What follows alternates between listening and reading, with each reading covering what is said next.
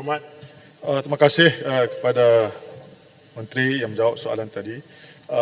Tadi pada awalnya Menteri ada bagi satu data mengenai penyakit diabetes, iaitu lebih kurang 18.3% populasi dewasa di Malaysia, iaitu 1 daripada 5 orang dewasa mengidap diabetes.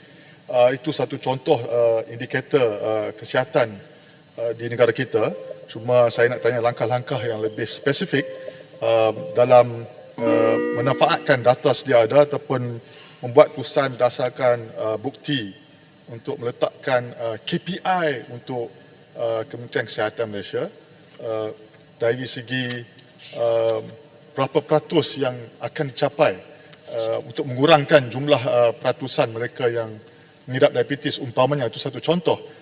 Dan adakah kita ada langkah yang lebih teratur ataupun strategik untuk keluarkan negara kita daripada negara yang tidak sihat? Kerana kalau kita tahu the world healthiest country in the world, cuma 2 negara Asia di dalam top 10, Japan dan Singapura. Dan bagaimana kita boleh mengikut jejak langkah rakan jiran tetangga kita untuk menjadi negara yang lebih sihat? Terima kasih. Yang Berhormat Menteri. Saya berhormat. Sebenarnya KKM memang kita menetapkan sasaran KPI ataupun Key Performance Indicator ini khususnya bagi penyakit-penyakit kronik seperti kencing manis dan darah tinggi berdasarkan NCD Global Target menjelang tahun 2025. Sebab kita tahu trend kepada NCD ini semakin hari semakin meningkat. Jadi apa yang kita lakukan ialah kita targetkan untuk ada pengurangan kenaikan tekanan darah sebanyak 25% menjelang tahun 2025 yang berhormat. Pengurangan penggunaan garam sebanyak 30%. Tiada peningkatan kadar obesiti, iaitu dia kekal di bawah 15%, dan pengurangan sebanyak 10% kepada aktiviti fizikal yang tidak aktif. Kemudian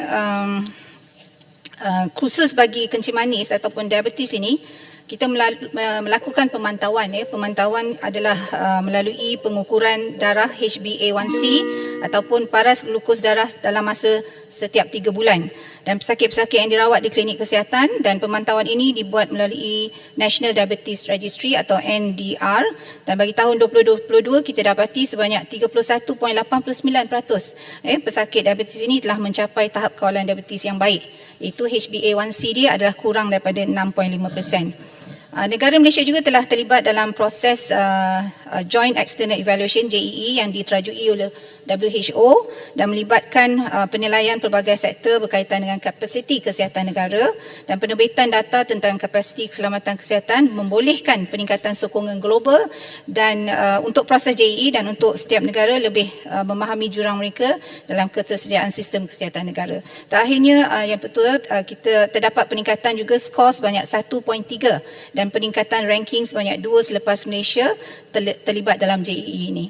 Jadi berdasarkan Global Health Index 21, sektor ataupun skor indeks bagi Malaysia adalah 56.4 dan menduduki ranking ke-27 daripada 190 negara. Terima kasih. Silakan Yang Berhormat.